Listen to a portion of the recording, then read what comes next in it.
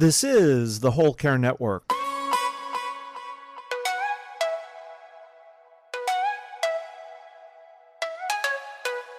Helping you tell your story one podcast at a time. Content presented in the following podcast is for information purposes only. Views and opinions expressed in this podcast are solely those of the host and guest and may not represent the views and opinions of the Whole Care Network. Always consult with your physician for any medical advice, and always consult with your attorney for any legal advice. And thank you for listening to the Whole Care Network.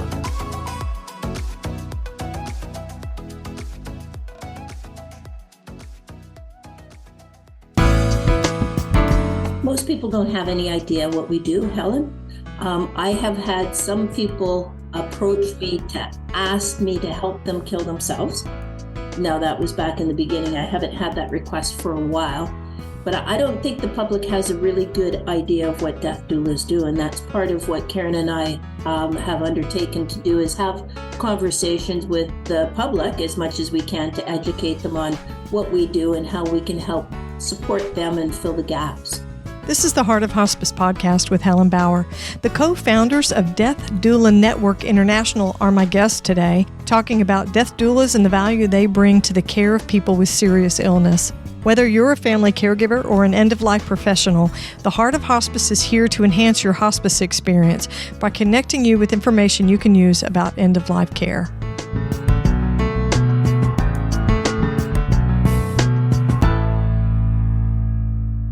As a caregiver, you want comfort and dignity for your patient and convenience for yourself. The Quick Change Wrap offers all of that with a life-changing way to address male incontinence. It folds around the source of urine and wicks it away, protecting surrounding skin, clothing, and bedding. Use the Quick Change by itself or with an adult diaper for superior protection. A single caregiver can quickly change the wrap with no lifting or turning the patient. 800 hospitals use it. Now you can get it at home. Visit quickchange.com now. This episode is sponsored by the Death Doula Network International.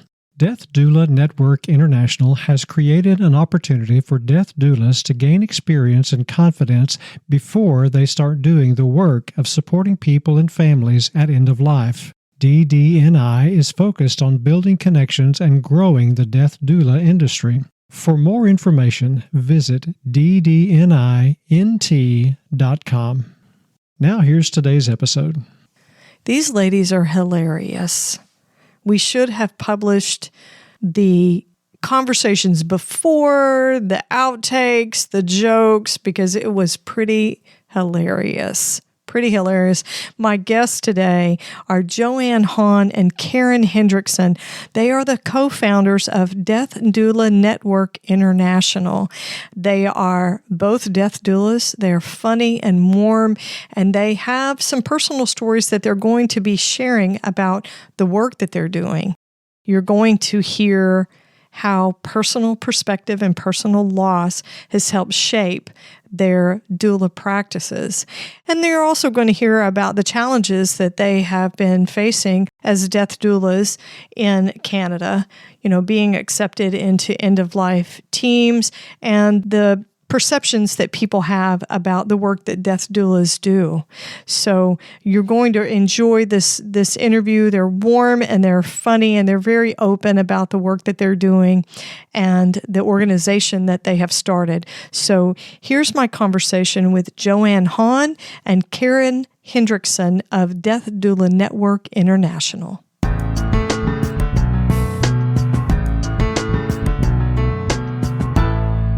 Joanne and Karen, welcome to the Heart of Hospice podcast. Thank you for having us here, Helen. We appreciate the invitation. It's so good to see your faces. I'm so happy to have both of you on the show. I'm going to ask you an icebreaker question, each of you. And I didn't send this question to you, so we will just have to see what comes out of this. Karen, let's start with you. Tell me one thing that most people don't know about you. I stumped her. You did. You totally stumped me. Joanne nearly choked on her water. So I think that sounds like a story. So one thing most people don't know about you, Karen. I think probably that I'm actually quite nice, but I didn't really mean that. Actually, I think what people really don't know is that I'm actually quite shy. Oh, Yeah. okay. Yeah, I haven't known you for very long, but I would not have thought that. Yeah. Okay, Joanne, your turn. What do most people not know about you? Oh, I thought you were going to ask what most people don't know about Karen. No, that sounds like a dangerous area to get into. What most people don't know about me. That's a good question. Most people don't know. Oh, that's a hard one. Because, I tell people a lot of stuff. Most people don't know. I'd like to say that I'm a therapy clown, but a lot of people do know that. You're a therapy clown? Yeah. Hard to believe, isn't it? I'm scared to ask about that, but It's not a clown that needs therapy, just so you know. Helen, okay. that's not. I got you. Most people don't. I don't have a great answer for that. I'm sorry, Karen. What do you think? Because you know mostly about me, but then I don't know. Most people don't know I'm short. Actually, that's a really good one for both of us. Well, that's what I was thinking of for you, because people are always saying, "Oh my gosh, you're so short." The people that we meet on Zoom. On the Zoom call, nobody would know. Yeah. Yeah, but in real life, when they see us, they both go, "You guys are so short." Well, in my mind, you're both very tall people. How about that? Bless your heart, Helen. I've been teaching these ladies about Southernisms and what we say in the South, so they may have picked up some bad habits from our conversation. So we're going to move into the interview part of things, where we're going to talk about your work as end-of-life doulas or death doulas. So, Joanne, how did you get started as a death doula? Well, in December of 2017, I was doing a telephone interview with a psychic because I had hit the wall in my professional life and I just needed to change. So I was speaking with her and going over what I did and how I deal with people. And she said to me, "I don't know why I'm saying this to you, but write this down, death doula." And I said, "What is that?" She goes, "Just Google it." And off we went through the conversation. So I get off the call with her, send a note to my friend Karen here and said, "Check this out. We have to look into this." And I also shared that with another friend of mine, Jan, who was down in Arizona at the time. January 2018, so a month later, my friend Jan was diagnosed with stage 4 pancreatic cancer. So I was able to be with her and her family through her journey.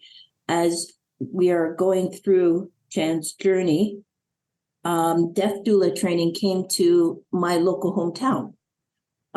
So I thought, you know what? There's no coincidences.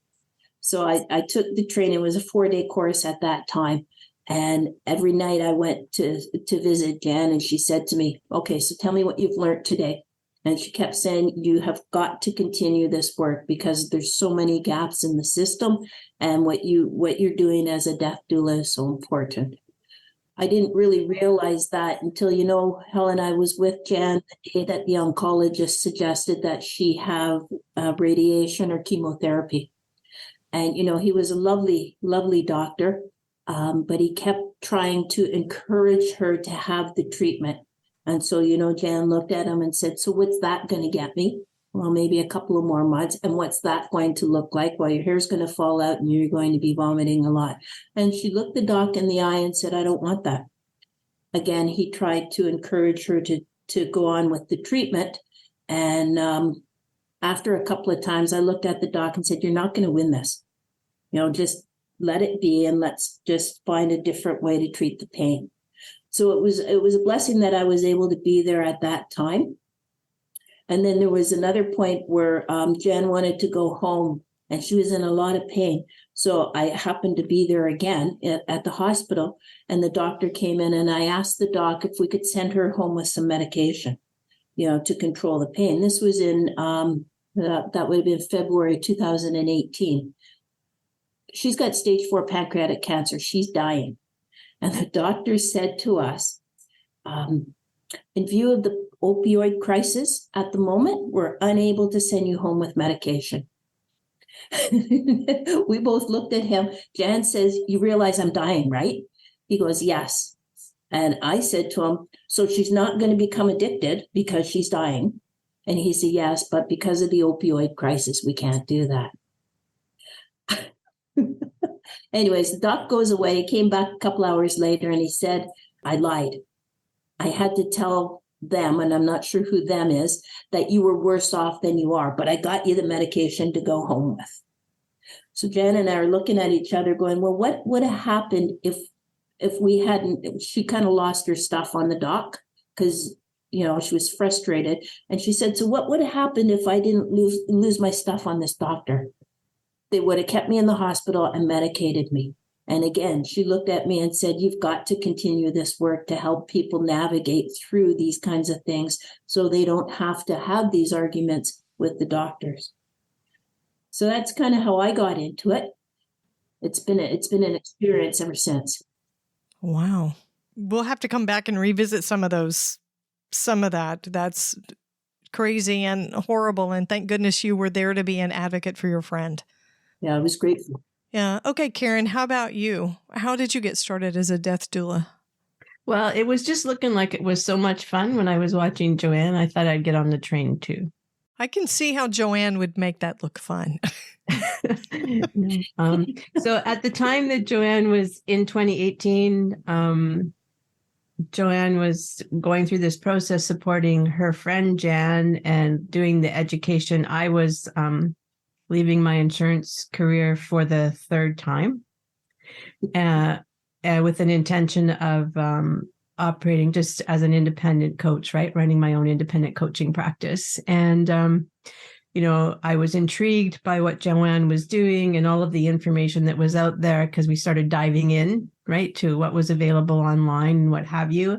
And I was really actually connecting the fact that when people were showing up for me for coaching, part of their barriers was always coming from loss. Some kind of loss was creating barrier in people's lives, right? So people come to coaches when they want to make change. They can't have difficulty doing that themselves. And there was this block, and that block I could identify was always related to loss. And death in some way has shown up in my life in some of the most horrific ways from the time I was 17 right up until today. And I just knew that this was a space that I wanted to be in. And so I took the training as well in late 2018. And here we are. Wonderful. Wonderful. There's a lot of, I think, misperception about what end-of-life workers do. And I say end-of-life workers because hospice obviously is grouped in that. People have this very mistaken idea of what hospice workers do. And the same is true for end-of-life doulas or death doulas. So, Joanne, I'll start with you. What do you think most people think death doulas do? Most people don't have any idea what we do, Helen. I have had some people approach me to ask me to help them kill themselves. Now, that was back in the beginning. I haven't had that request for a while. But I don't think the public has a really good idea of what death doulas do. And that's part of what Karen and I have undertaken to do, is have conversations with the public as much as we can to educate them on what we do and how we can help support them and fill the gaps. So, Joanne, you're saying that at the start of your practice, you had more people asking you if you would help them die. Mm-hmm. Do you think the information about end-of-life doulas and death doulas has become more mainstream? Is that why you're not hearing that question from people as much? Yeah, I think so. And of course, the pandemic brought out, there's a lot more information. There's a lot more death doulas that are becoming public and on social media. There's been articles written about the value of a death doula. There's been more publications. I know up here in Canada, our local radios, that CBC radio has done a number of interviews with different doulas. So people are becoming a little bit more aware of what we do. And I think the understanding's it's getting better. I think so too. I know that hospice teams in the U.S. are beginning to dialogue and collaborate more with death doulas to incorporate them into the team because their gifts are very unique a lot of times, and they help to round out, the comprehensive care of a hospice patient the way we do it here in the U.S. Okay, Karen, so now we know what most people think death doulas do. What do death doulas actually do? What is the work that you guys do?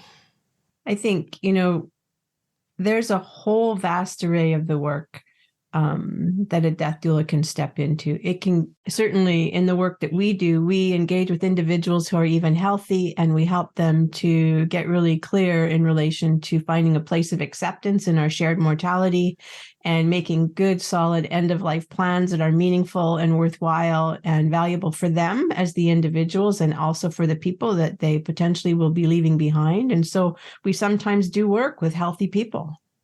People have a vision that we sit at bedside and the last final moments, and some of us do that as well too. But, it's that whole journey of helping individuals with diagnosis, helping them to find agency and advocacy for themselves, helping them to understand what options are really available to them, where they do have choice, that they have a right to advocate with their healthcare team. They have a right to advocate and have a sense of agency with their own family and those they care about, right? In my work, I've always supported an individual and their care team. So it's never just been one person. It's often been 4, 5, 6 people that I get engaged on contract with to support. It's the anticipatory grief. It's helping caregivers to make sure that they have the information that they need for advocacy as well too, both for themselves and for their person they're caring for.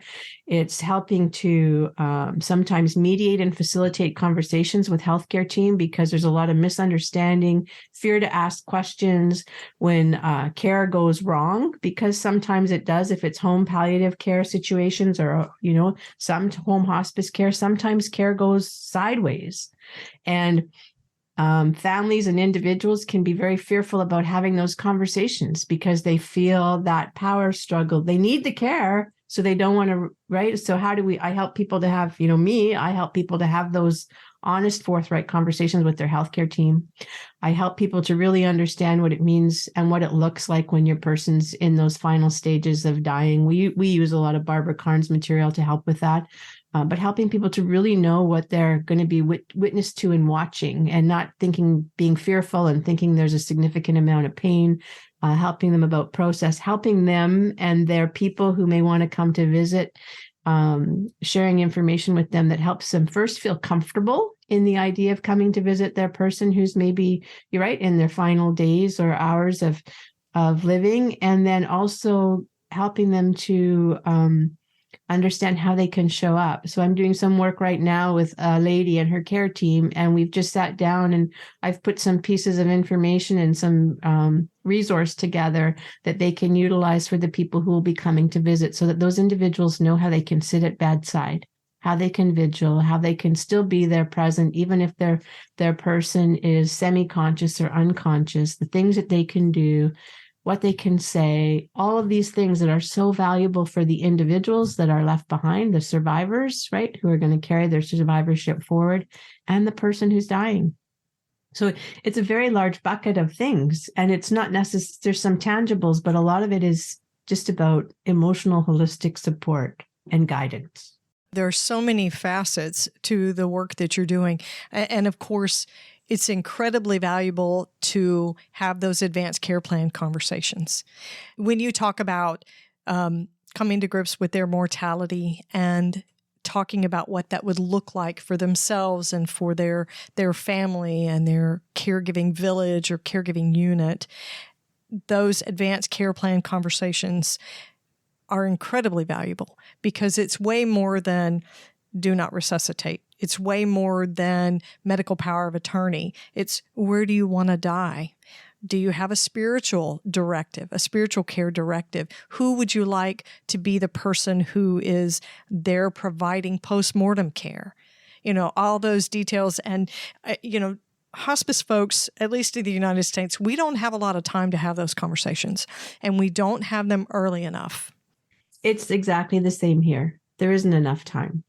Yeah. And we definitely don't push it upstream to do it early enough, as early as we should.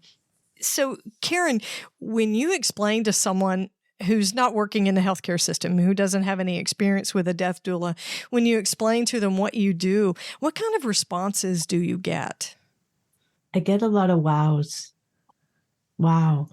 Wow, like I'm in awe, or wow, that's hard to understand? Wow, we so need this help. Oh, wow. Nice. Yeah, wow, we so need this help, right? I position the work from the basis of, so I approach this work, my job is to guide, support, share resource, and help individuals and their care village or their care team or their family, however they define that, to feel capable and enabled to navigate this, right? So I always say I lead from behind, not from the front. And there's agency in that. But it's typically like, wow, my gosh, we need that so much. We need that, right? We need that. People need that expert guide, but you can't do it for them. So leading from behind is super important. And they do just need somebody to be able to really articulate how you can support, right? So when somebody reaches out to me, I spend a lot of time in the first conversation or two really trying to get a good understanding of what's actually going on for them beyond the illness, right? What are they struggling with? What are they hoping for? Right? What do they most fear, right? For themselves and their people. And then I share a little bit about how I can show up and support for them, and what my purpose and my intention in that is. And then I always offer them through those initial conversations some information or some guidance that even if I never hear from them again will be helpful. Very good. So in the United States, we have interdisciplinary hospice teams. You've got nurses, social workers, chaplains, aides, bereavement coordinators, physicians, all sorts of different therapies, volunteers.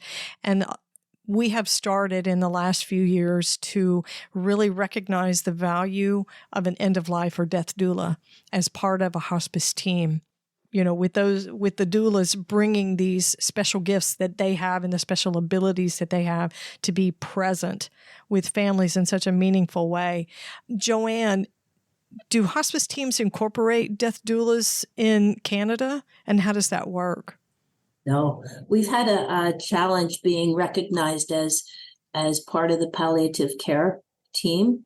A lot of times, I know me personally, when I approach somebody at the hospice associations, let them know what they do, the first words that I receive are, that's what our volunteers do. I'm also a hospice volunteer. So I know that there is a distinction between the volunteer role and the doula role. There's more that we can do as doulas, but we're not well received. It's been a challenge. I find that interesting that the volunteers are doing deep work like that. They're not. With patients. That's the thing, Helen, is they don't understand the difference between the work that we as doulas do and the work that the volunteers do. Because the volunteers more or less are listeners. And I don't mean any disrespect. They push the tea cart around. At the hospice house here where I am. So they'll take the tea cart around, they'll visit the people in the palliative beds in the hospice house, which is a great service. But that's the surface, right? That's the surface kind of work. Whereas the doulas, we go in, we get to know the people and we have conversations with them. We do, some holding space, the same as the volunteers do, but we dig deeper. And we know the clients a lot longer than the hospice volunteers do. Right. So it's been a struggle trying to help educate them on the value of a death doula. Well, I know that across the United States, there are end-of-life doulas and death doulas that are working as volunteers with hospice teams, but I think a lot of times they have been instructed to delineate, this is your volunteer role. You're there for companionship or household tasks, things like that, walking a dog, reading, having presence. Whereas your end-of-life doula skills, we don't really want you using those in this particular role. Yeah, I think we get into some of that here too. As a solo caregiver for an adult male suffering with incontinence, the nightly interruption of a bedding and clothing change ensures that nobody gets a good night's sleep. Well, now, with a quick change wrap, you can make that change quickly with no lifting, turning, or rolling over. It takes just a couple of minutes, then you're both back to sleep. In fact, there's hardly any disruption to your male patient. He doesn't even have to be awake. The quick change wrap folds around the source of urine and wicks it away, protecting surrounding skin, clothing, and bedding. The quick change incontinence wrap that is so effective and convenient, it will change the way you provide care to your male patient, for the better. Combine the quick change wrap with an adult diaper for superior protection. It takes just a minute or two for one person to change the quick change wrap regardless of size, anatomy, or weight of the patient. 800 hospitals use it. Now you can get it at home. Visit quickchange.com now.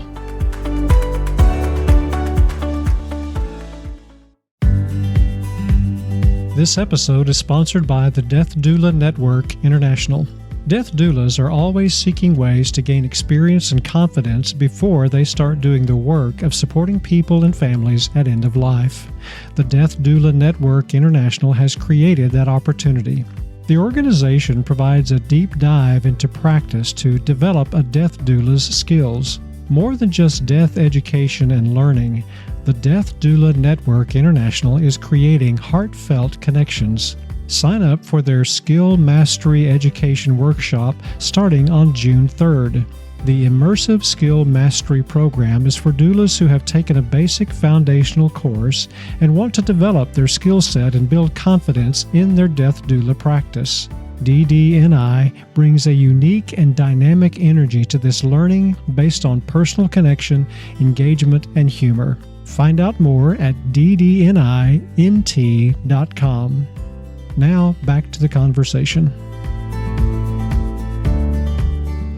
So, Karen, when you're partnering with somebody with serious illness, obviously you would like to be able to talk with them way in advance of the death, right? To create that relationship and begin that journey with them, helping them navigate. But when you're helping someone with a serious illness who is rapidly approaching a death, how do you work with them to provide this care to prepare them? So the majority of the individuals that I've worked with, on average, I've been with them about 7 months, which for some, in comparison to some others, apparently seems to be like a very long time. But even if it's a short window of time, once there's sort of been some clarity on what's actually happening on the front end, if it looks like, death is going to be within a few months or a couple months or what have you, I very quickly in my sort of my first consult, I do say to them, I would like you to know a little bit more about me and my approach. And that is that I believe that honesty and truth is paramount to your ability to navigate this effectively, right? And so that means I may speak some truths that could be kind of difficult for you to receive, right? Mm-hmm. But I'm also here to help you navigate that. And so,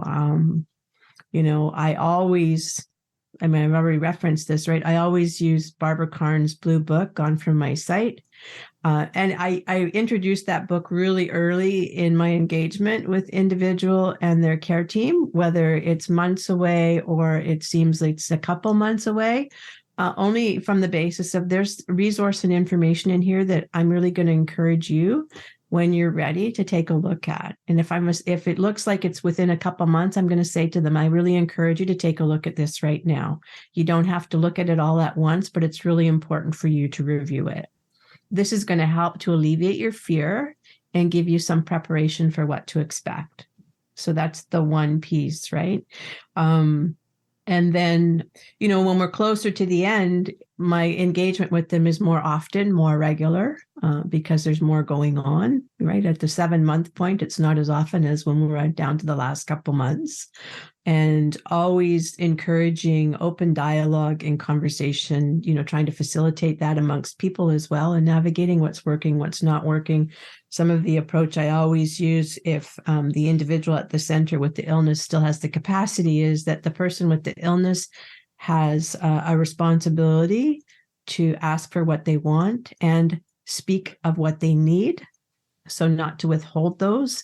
And anybody that is there in a support position to provide care, like if it's like a family member or a loved one or their care village, I love that language that you use. If it's someone within there, they have a responsibility to be very clear, open, and honest about what they can support with and what they cannot support with, so that we're not getting into the frustrations and the anger and the resentments and the things that creep in, but so that we can find creative ways to fill the gaps, right?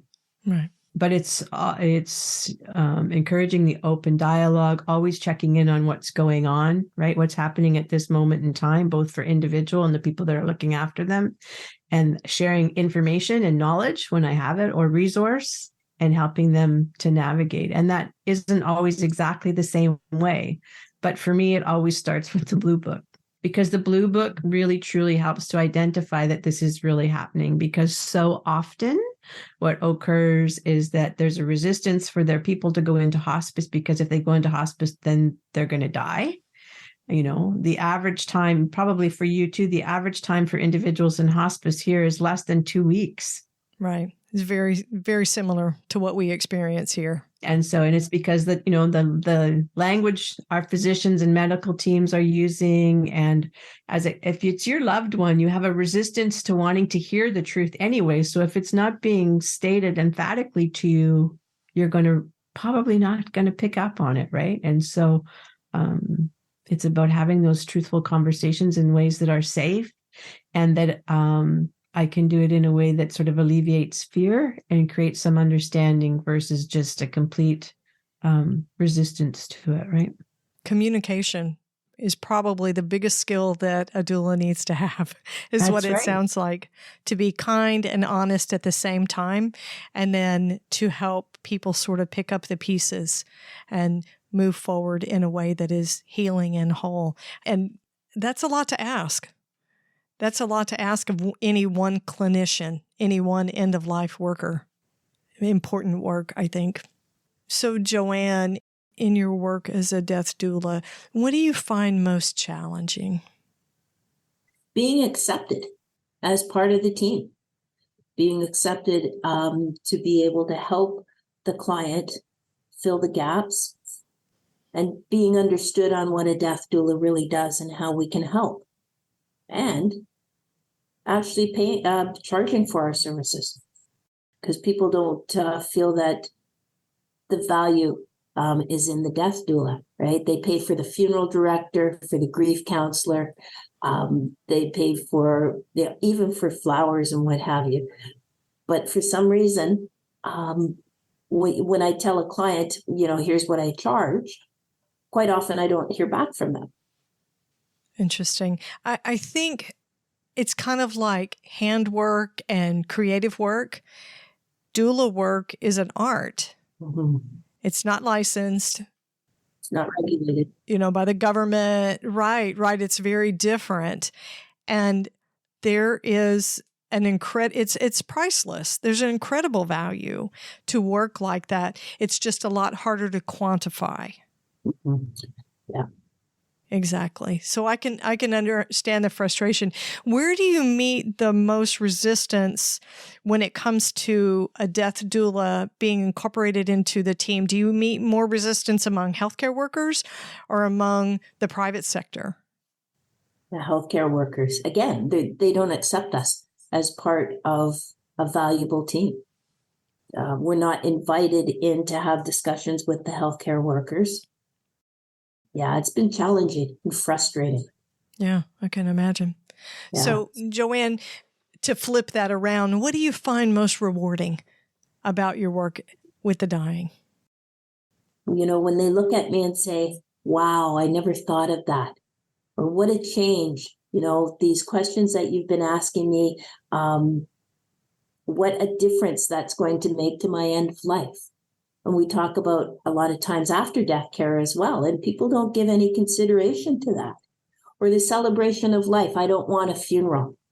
Well, once they understand that the funeral is for those left behind, and how that can help with the grieving process, I've seen a switch in people, and they understand that better.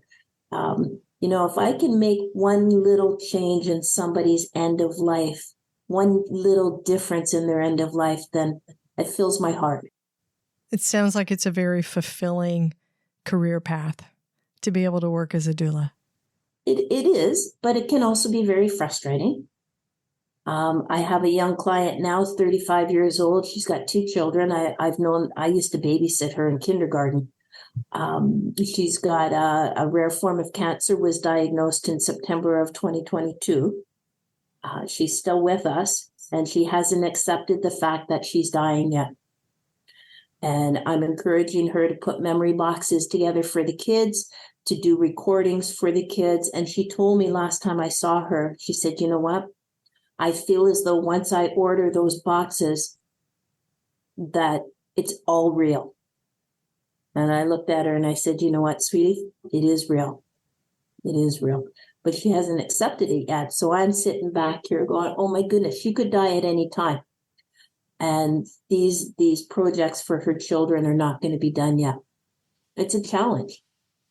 You have to wonder if, for someone like that, if she thinks if I get these things done, then my work here is done and I've given myself permission, a release so that I can die. I think that's exactly it. We've had conversations around that and not done with her yet. That's good. Hold on to her. Joanne, I want to ask you, so this client that you have, she's fairly young, and I know that one of the impacts I noticed as I aged as a hospice nurse was when I began to care for people who were younger than I was, same age or younger than I was. I was deeply impacted by that. How do you find yourself impacted by caring for someone who's, not only do you know her, but she's younger, I'm assuming younger than you are. How does that impact you? She went to school with my oldest son, right? It's been a real education because I do know her and I know her mom and dad, and I'm able to distance myself, and I'm getting a real good education watching the mom and dad that are watching their daughter die, essentially. So I'm looking at it from the parent's perspective, but I'm also looking at it from her perspective. And so many times she will look at me and say, what 35-year-old has to deal with this stuff? Right. And it is very impactful.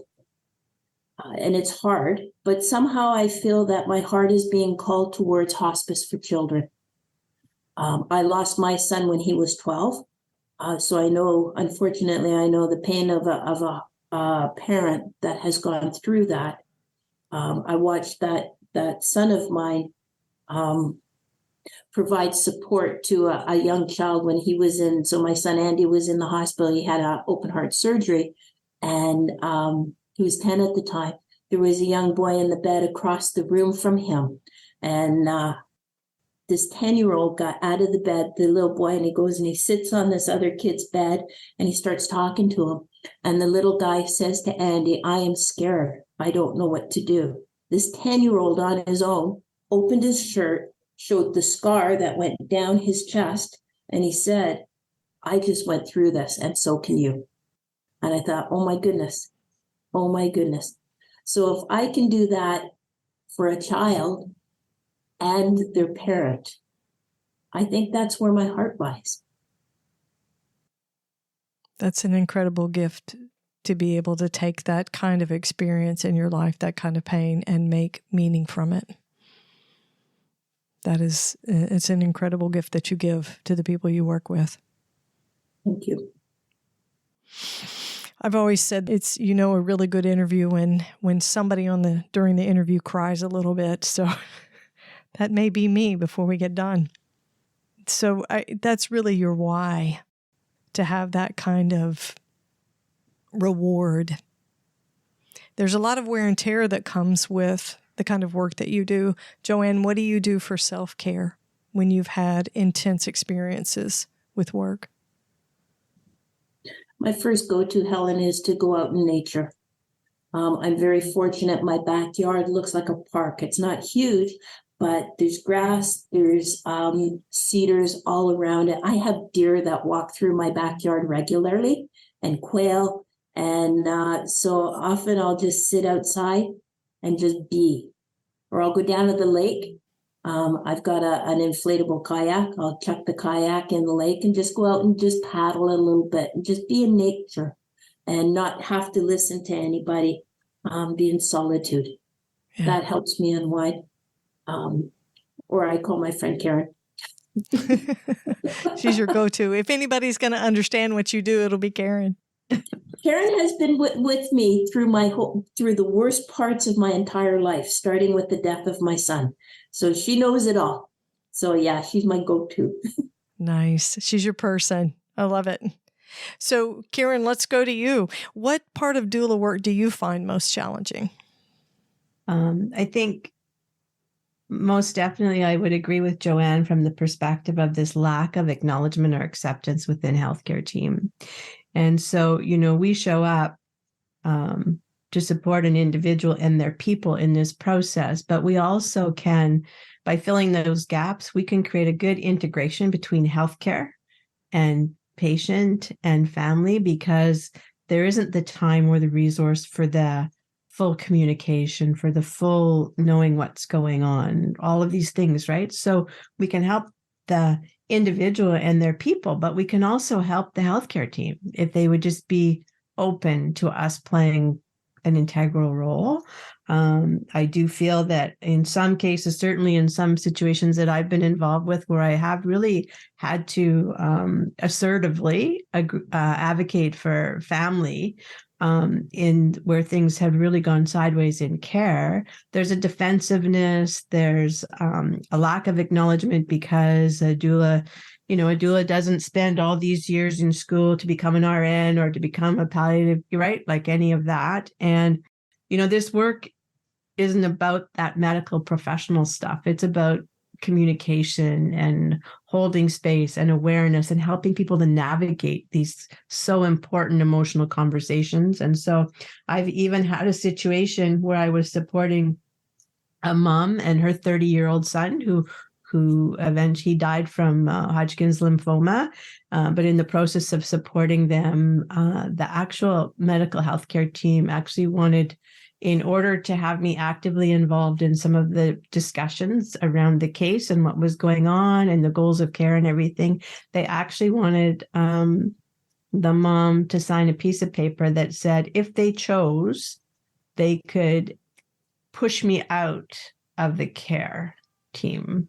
And this was care that was being provided in the home. So there can be a lot of resistance. And that's really not effective for individual who's ill, or their family or their care village or healthcare providers. Because at the end of the day, I think we're all supposed to be there for the same thing, which isn't about our egos, our own desires for outcome. It's about the person at the center, right? Yeah. And how devaluing that must be for an end-of-life or death doula to experience that kind of, well, you're expendable. You might be great in some situations, but we want to make sure there's an escape hatch in case we need to jettison you off the team. Yeah. And, our sense in that particular situation was it was just because there was a sense that I was making things more difficult. We were actually moving to hold them accountable for care that they committed to.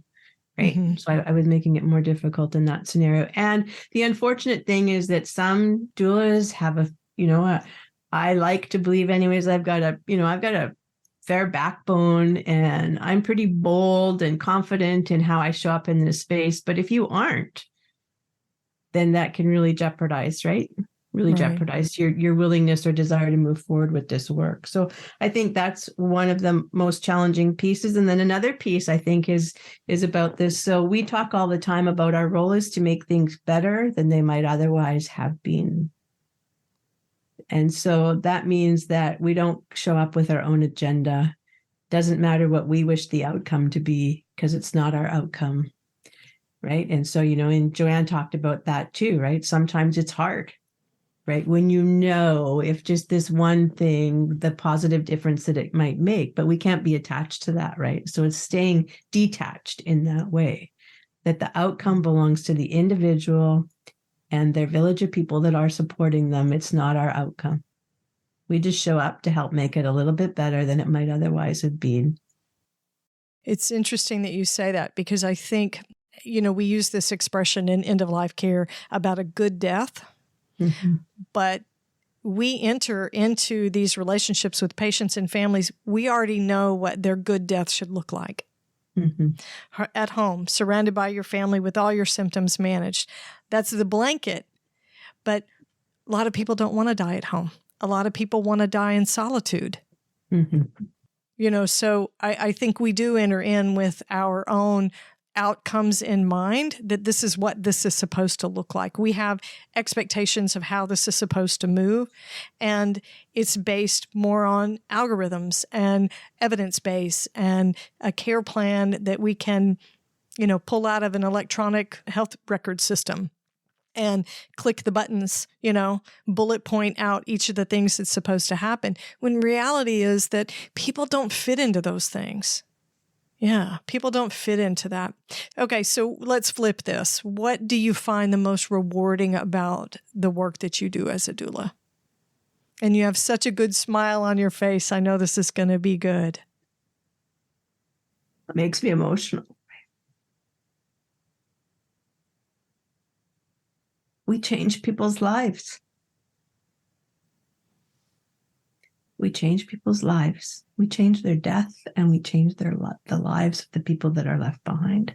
When I stood at graveside with that mom who lost her 30-year-old son, and she said to everybody that was there and had an intention on sharing this, but said, I would be in this grave with my son if not for Karen. That's pretty powerful. You made a difference, right? When you work with individuals for a month or 2 months and they say, you've made such a difference for us already. Thank you so much. You've made this so much easier for us. Thank you so much. I didn't know we could do that. Thank you so much. I've never asked my dad what he really wanted. Thank you for helping me to do that. Every one of those. Right? These are the big things that to me matter in this work. We're all humans. It's about our humanness. And if our death doesn't teach us to show up emotionally for each other through the way that we can do this and supporting them and how to navigate, how to have the conversations, how to get really clear about who and what matters most, if not in your last months, right? What else is there? And so if I impact one person in that group of people, that's significant for me. Yeah. Right? When a daughter says to me, because of the work that was done that you did with my mom with respect to her advanced care plans, we knew when she ended up in hospital and we got the call that, mom's had a fall, right? We know she has applied for MAID. We know that she has a DNR, right? Do you want us to keep her going till you get here? When a daughter says to me, I knew it was okay for me to say, it's okay. If she's gone by the time we get there, that's okay. And then afterwards say to me, it was because she got so clear about what she did and didn't want, had discussed it with her people, that they were okay. No regret, no questioning. They can just be in their grief for raw grief without all of the other complicated stuff that gets in the way. Right. That's it. Right there. Yeah. It's not about the recognition. It's not about the reward. It's about the knowing. Right. The knowing that you help somebody. Yeah. Yeah. Which isn't that, or shouldn't that be the why for every end-of-life worker? Mm-hmm. Yeah.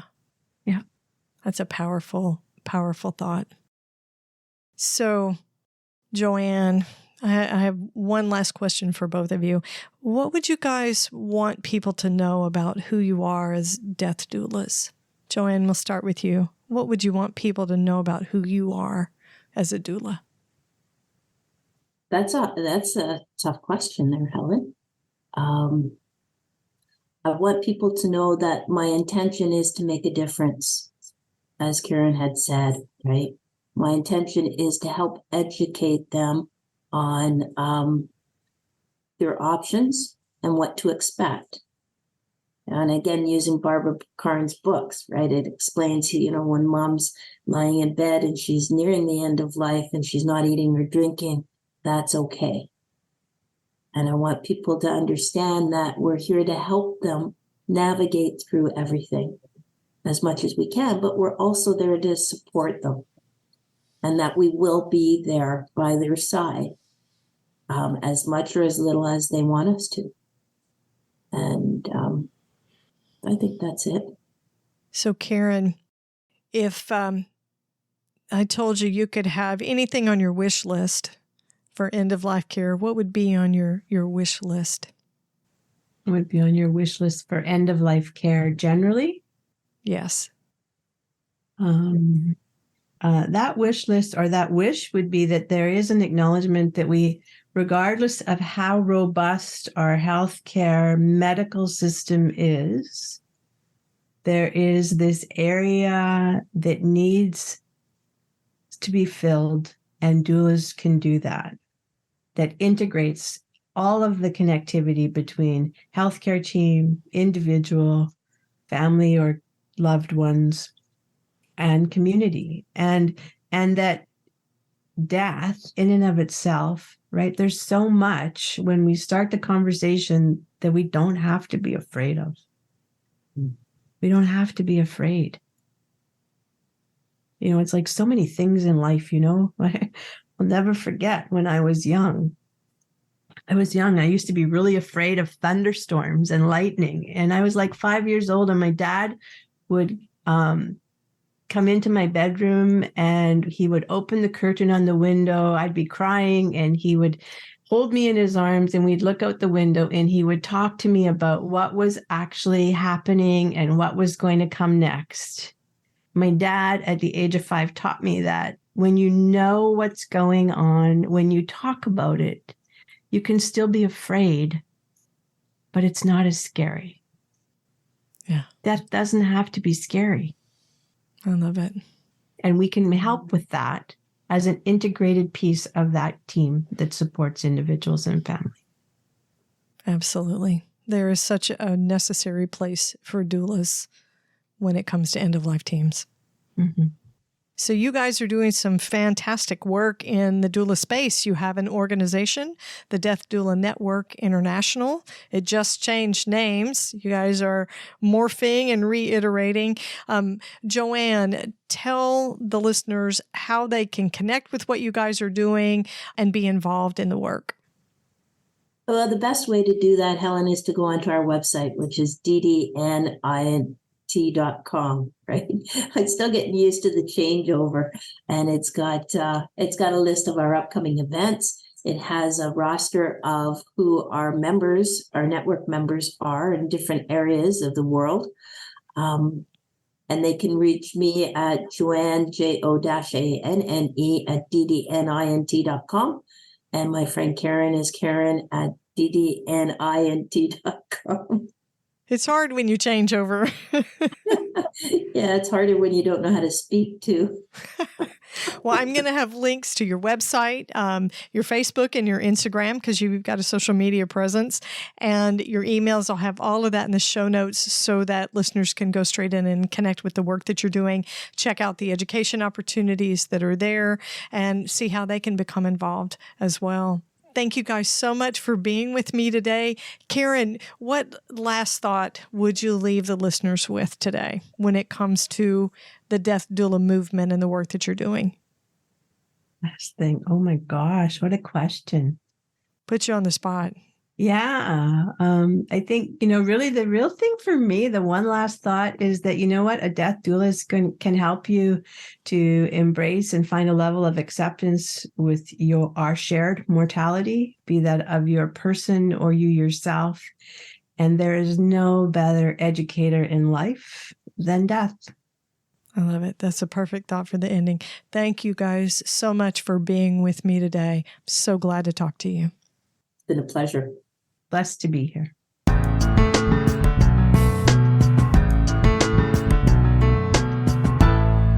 The work that these two ladies are doing to bring death doulas into the spotlight, bring them into mainstream end-of-life care is so important. Doulas help fill a gap that we all know is there. We all know it's there. Hospice teams know it's there. We know that there are times that our patients and families need us for extended periods of time, like when a patient begins to actively die, and we are not there with them. We are not there with them. Doulas have a very unique role. They are way more than just a hospice volunteer, way more. They help prepare people for the end-of-life journey. They help with advanced care plan conversations, legacy projects, and you heard Joanne talk about the legacy projects that she's working on with one of her patients that's a younger woman.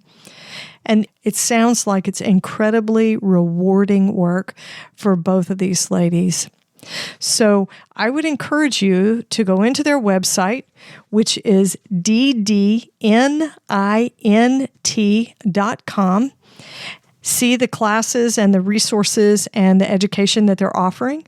You can also check them out on Facebook and Instagram, DDN International on Facebook, and then DD Network International on Instagram. Check them out. If you want to get in touch with Karen or Joanne because you're interested in the work that they're doing and you're interested in the classes, you can contact Karen at ddnint.com and then email Joanne at jo-anne@ddnint.com. But if you didn't catch all that, I'll have it all in the show notes. You'll be able to go in and see that information, check out their website, and learn more about death doulas and see the work that they're doing at Death Doula Network International. Be sure to catch the next episode of the Heart of Hospice podcast. You can find more episodes on theheartofhospice.com, and don't forget to subscribe on your favorite podcast platform. You can connect with the Heart of Hospice on Facebook and Instagram, and send your questions or comments by email to host@theheartofhospice.com. And remember, no matter who you are or where you are in your hospice journey, you are the heart of hospice.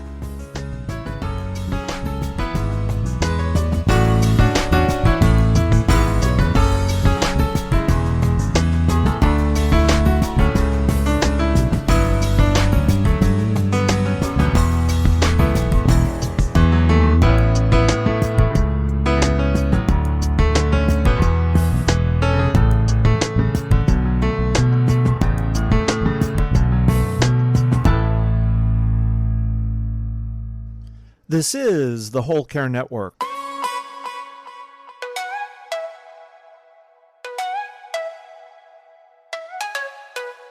Helping you tell your story one podcast at a time.